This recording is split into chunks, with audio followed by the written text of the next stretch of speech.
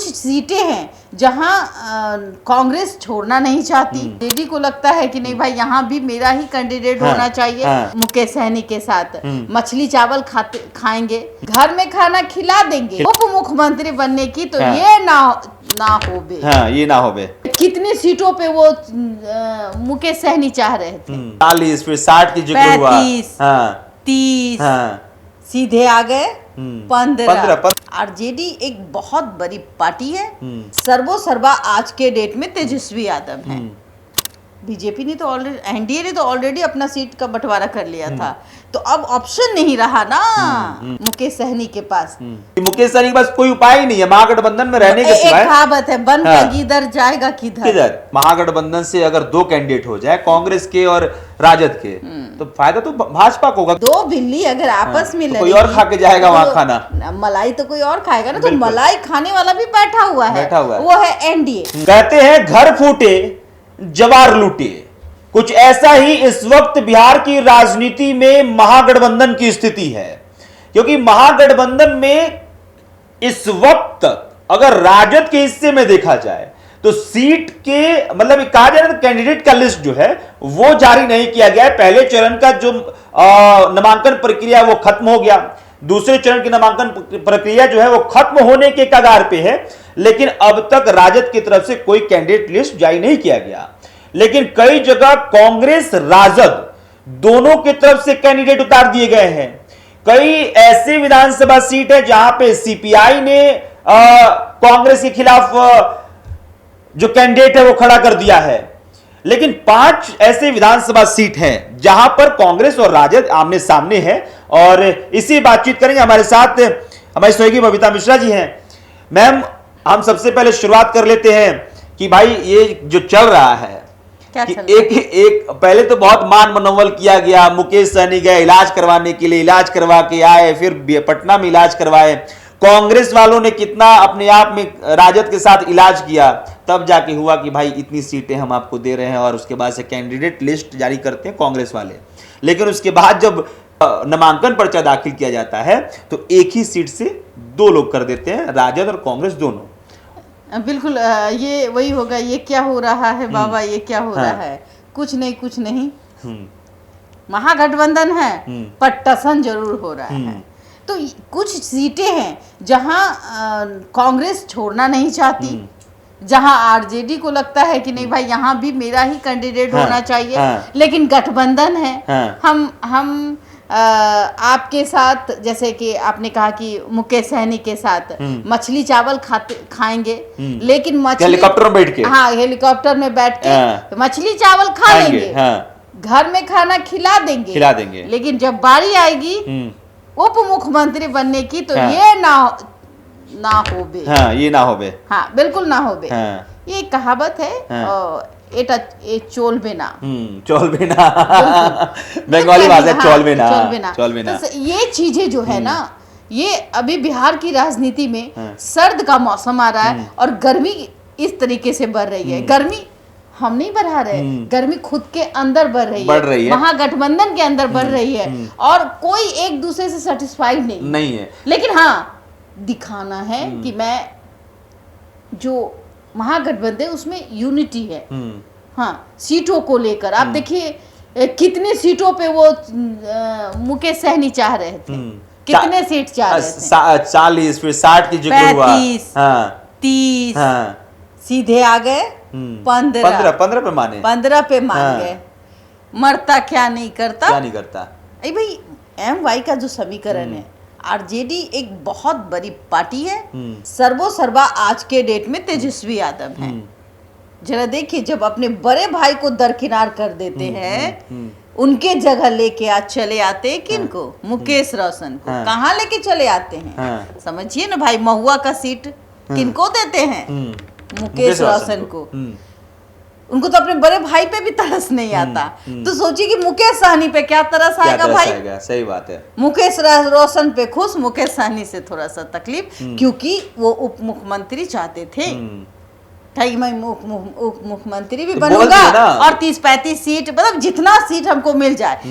इधर आप देख लीजिए, जब कुछ नहीं हुआ, क्योंकि बीजेपी ने तो ऑलरेडी, एनडीए ने तो ऑलरेडी अपना सीट का बंटवारा कर लिया था, तो अब ऑप्शन नहीं रहा ना, ऑप्शन ही नहीं रहा मुकेश सहनी के पास। तो भाई वहां पे कहाँ मिलेगा कुछ, वापस आए, घर को बुद्धू घर ही को वापस आते हैं ना, तो अपने घर वापस आ गए। वो 15 सीट पे और कई समझौते, हम लोग गए थे ताज होटल जब गए थे, जब वीआईपी के को लेकर कितना रिशेड्यूल हुआ कि भाई अब करेंगे प्रेस कॉन्फ्रेंस, अब करेंगे प्रेस कॉन्फ्रेंस। तो जब कार्यकर्ता से मैं मिल रहा था वहां पे ताज होटल में, जब वो कैंपस में इंतजार कर रहे थे कि हमारे साहब आएंगे, मुकेश सहनी जी कुछ बता के जाएंगे, बोले कि क्या होने वाला है।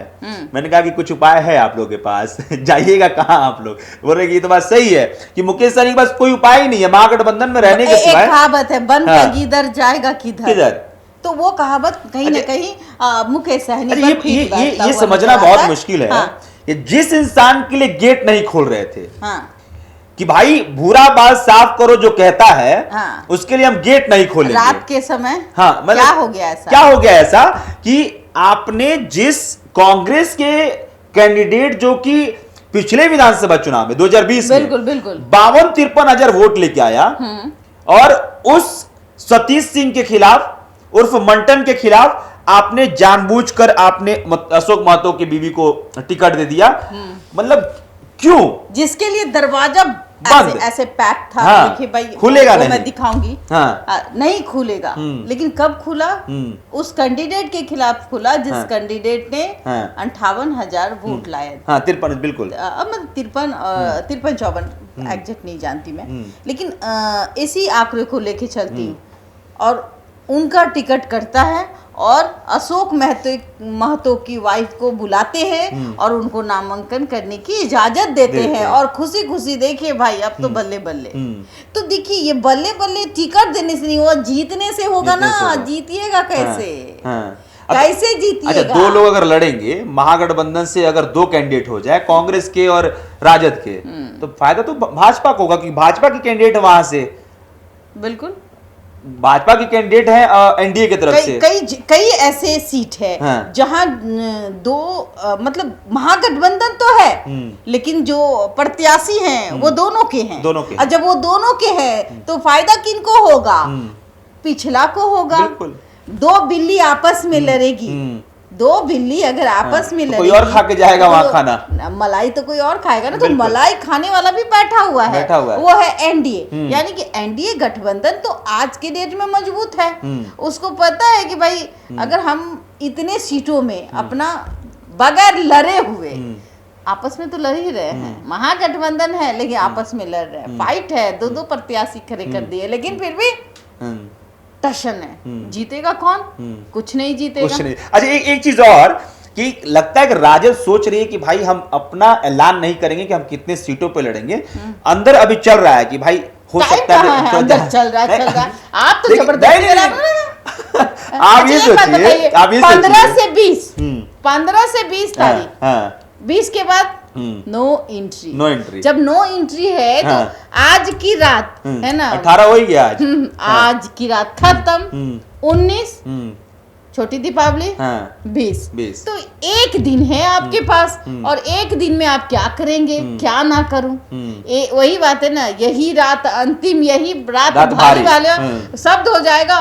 फिर ऐसी स्थिति आएगी, किसी न किसी की प्रक्रिया में गड़बड़ी हो जाएगी। जब वो नॉमिनेशन फाइल करेंगे तो स्पेलिंग का मिस्टेक हो जाएगा और वो कैंडिडेट वहां से रद्द हो जाएंगे। ऐसा तो नहीं है, मुझे लग रहा है कि इस विधानसभा चुनाव में कई सारे विधानसभा सीट ऐसे ही छूट जाएगी। भाई लास्ट टाइम में नामांकन भरे थे, उसमें कुछ दिक्कत आ गई तो रद्द हो गया, तो वहां कोई कैंडिडेट ही नहीं है। जैसे चिराग पासवान की जो सीमा सिंह है, उनको ले लीजिए। चिराग पासवान ने को जितनी सीट मिली है, उन्होंने अपना दबदबा तो बनाया कि मुझे इतना सीट चाहिए, तो उन्होंने तो जब दबदबा, एनडीए ने उनको स्वीकार किया।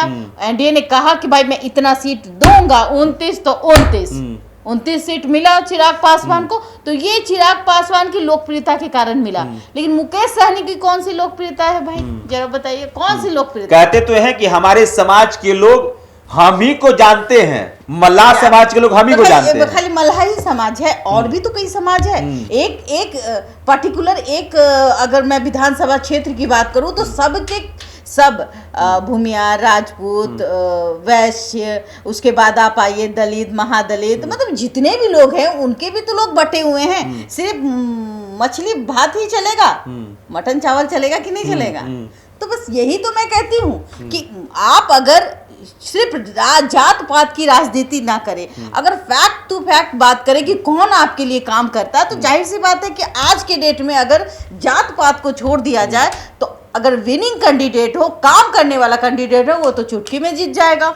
लेकिन यहाँ जात पात आ जाती है, भाई कुछ भी हो तो एम वाई का समीकरण है। अभी तो तेजस्वी यादव ने मान लिया कि भाई A to Z की पार्टी है, मैं A to Z को लेके चलता हूँ।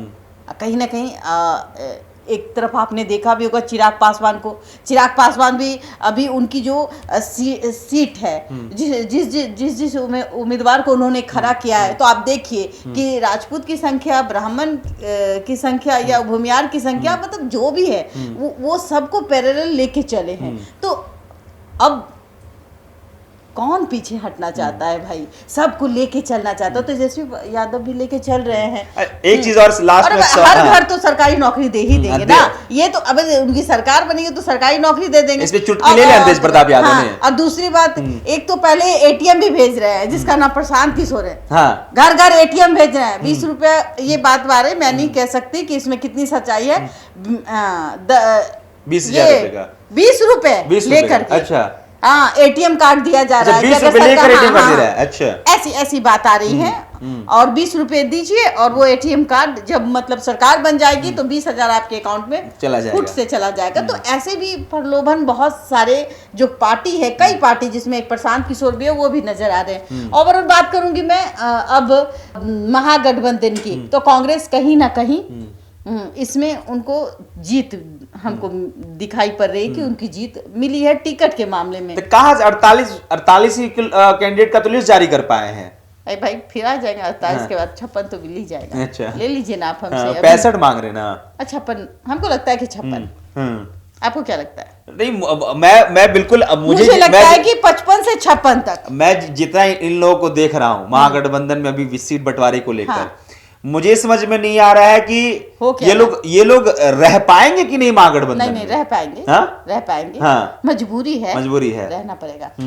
लालू यादव और तेजस्वी यादव मुझे नहीं लगता कि भटकने देंगे, क्योंकि भाई एम बिल्कुल साफ है कि अगर सरकार बनेगी महागठबंधन, तेजस्वी को मुख्यमंत्री बना देना है, और लालू यादव का वो सपना है कि भाई बेटा मुख्यमंत्री बन जाए ताकि हम देख ले। मंच पे तो बोल ही रहे ना कि भाई जीते जीते कोई भी पिता चाहता है कि मेरा बेटा मुख्यमंत्री बने। और जाहिर सी बात है, मंच पे उन्होंने कह भी दिया राहुल गांधी के सामने कि मेरा बेटा मुख्यमंत्री बनेगा, आशीर्वाद दे दीजिए। तो अब देखना ये रहेगा कि बहुत चंद दिनों की बात है, अब चंद दिनों में किसकी सरकार बनती है। और इन तस्वीरों पे आपका क्या कहना है कमेंट्स में लिख के बताइएगा। लेकिन महागठबंधन के हिस्से की बातचीत कर रहे थे हम कि क्या चल रहा है। एक जगह पर, एक विधानसभा सीट पर महागठबंधन के 2 घटक दल जाके नामांकन पर्चा भर देते हैं, और उसके बाद से भाई समझ नहीं आता कि ये राजनीति जो है वो तेजस्वी यादव नहीं समझ पा रहे हैं, कि लालू प्रसाद यादव नहीं समझ पा रहे हैं, कि राहुल गांधी समझ नहीं पा रहे हैं। ये समझना बहुत मुश्किल हो रहा है कि किसको समझ में नहीं आ रहा है। आपको क्या लगता है कि ये राजनीति किसको समझ में नहीं आ रही है? महागठबंधन कौन सी दिशा में जा सकता है? जो भी आपको लगता है कमेंट्स में लिख के बताइएगा। जो तस्वीर स्पष्ट निकल के आएगी वो देशवा न्यूज आपको बताएगा। देशवा न्यूज पे बने रहिए। मेरा नाम अभिषेक श्रीवास्तव है, कैमरे के बीच साहिल है। बहुत बहुत शुक्रिया।